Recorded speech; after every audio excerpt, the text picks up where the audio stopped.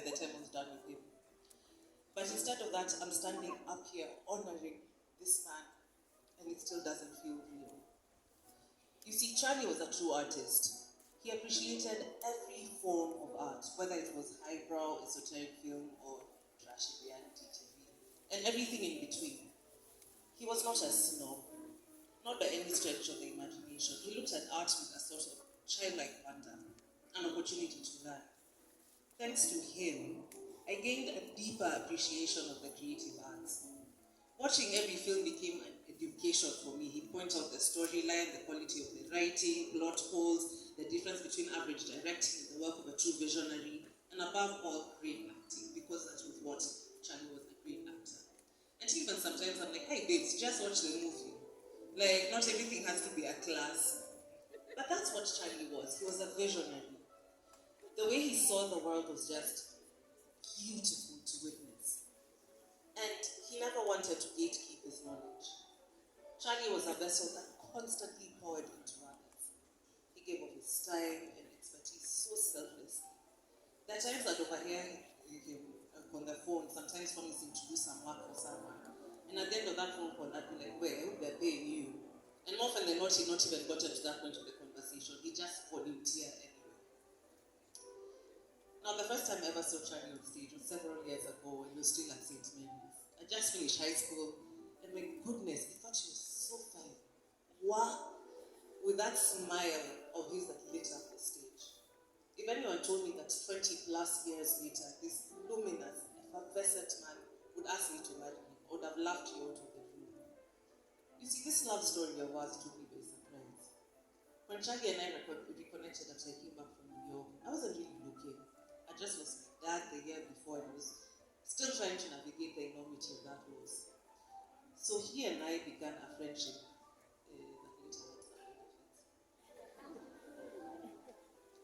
that later went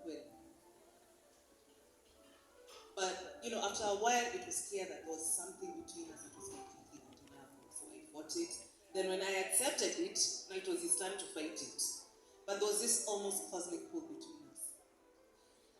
Let me tell you guys, I'm almost 42 years old and I've never been loved like that. It wasn't about the grand gestures. It was about the comfort, the easy intimacy, that wonderfully silly friendship between us.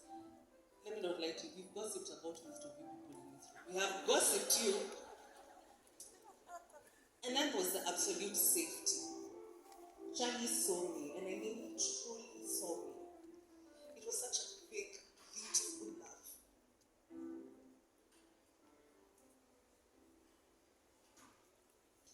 The night he asked me to marry him, we were on his couch and was wearing torn leggings and one of his t-shirts.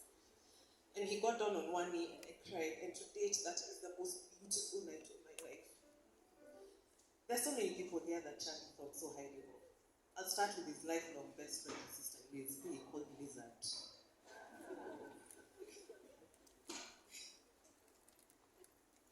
He loved you so much, and he used to say, Liz is the best of all of us. And he meant every word. Then there's Christian. I don't know if Christian is here. Well, he's not here, he's back at home. And he was the best man at Christian's wedding. Then there was his frequent collaborator, business partner, and friend, Nice Gideon. She picked up for Nice. There was Nokabi Masharia. There's Silas freaking Nyami. Like, stop hiding, we see you. And then, of course, there's Konsura, who was his creative muse, who's watching right now in Bali. Daniel Napolitano, he talked about you guys all the time. We've had John Carbone's comments being read as a really good friend of Charlie's. We call him Bones. He thought so highly of you. It was to start moving things. We were here all night. That's how big this man's heart was. The outpouring of love and support since Charlie's transition has been awe-inspiring. To everyone who has called, texted, checked on us, sat with us, and contributed the time, money, the expertise, the unknown words.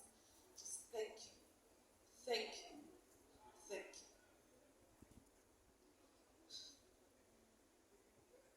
Now, my love, I speak to you. for showing me what true love really was. Thank you for being the perfect example of a gentleman and a real man. Thank you for being the kindest man I have ever known. Thank you for taking care of me. It is a privilege and honor of my life to have loved and be loved by you. Charlie, I will miss you until I join me. Thank you.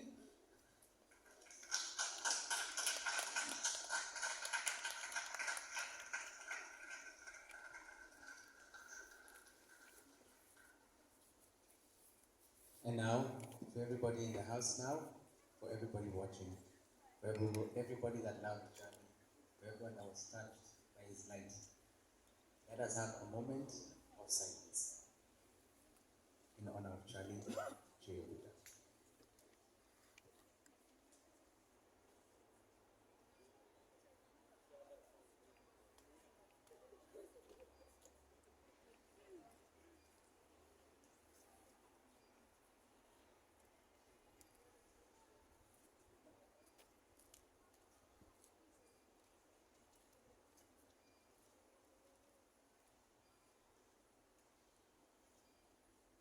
Thank you very much.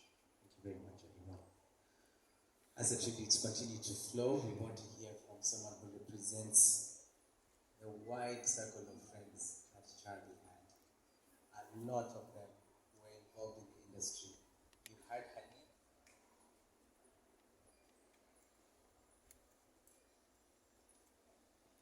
Collaborator and co-founder of the Talent Studio, along with Charles Ouda. It's nice, Ivinja. Hey, keep it going for her. She comes up.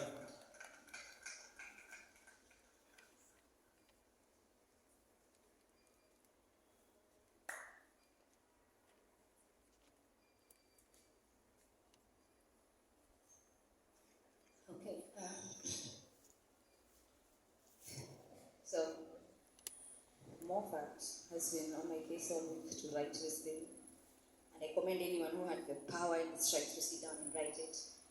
I tried to write it on my way here, and then I just looked like a crazy girl. And so it's halfway, so I think I'll just spitball the rest. Now, Charlie and I were child stars, and I say that because we got into the industry when we were 18. And those days were not like now. Now kids are getting into the job at 16. Parents understand the work. And when we were 18, 19, and I always assumed that we met on better days until Nyakafi today sent the Malaika pictures. And then I caught myself there. And I think Malaika was one of my hardest parts growing up in this industry. I say this because I was confused. I was young. I was impressionable, and I mostly fell out of place because here I was a girl from Makongeni, and everyone in the cast is speaking through their nose, you know. And so it was just a very confusing and an uncomfortable space. And then rehearsals were all the way in Lavington, and bus fare was a big deal, and I'd see these kids who are younger than me from my age driving in and out of rehearsals and stuff. But then Charlie, because it's Charlie, one day he walked me all the way to the bus stop. Alafu aka-struggle na sheng because he knew he could not speak Swahili for, and he tried so hard to make me feel included. Point is, that was just Charlie. We are going to stand here, and if everyone is going to come here, they're going to talk about the kind of person he was because of how kind he was. I am sad because I have lost my friend. I am sad because those kids for Talent Studio have lost the good cop. I am sad. It's true, he was always a good cop, and I remember the first class saying there was a rumor going around that Charlie and I have decided who's going to be the good cop and who's going to be the bad one. I was like, nah, he's just a good person. Charlie was gracious. Charlie would never ask twice. When Shiro said he would say yes to work, that was probably me constantly asking him to do my showreels. And he would just do them. I don't know who's not going to do my showreels anymore. So I know he's looking down and he's happy and he's grateful that you're all here. And I'm glad that while he was here, you expressed how much you felt for him and you expressed his brilliance. The worst part about this day is because we were going to do this thing for the Legends edition and we were going to surprise Charlie. So this was not meant to happen with him not here. But I think one way or the other, life works the way it does. So, to a legend, thank you very much.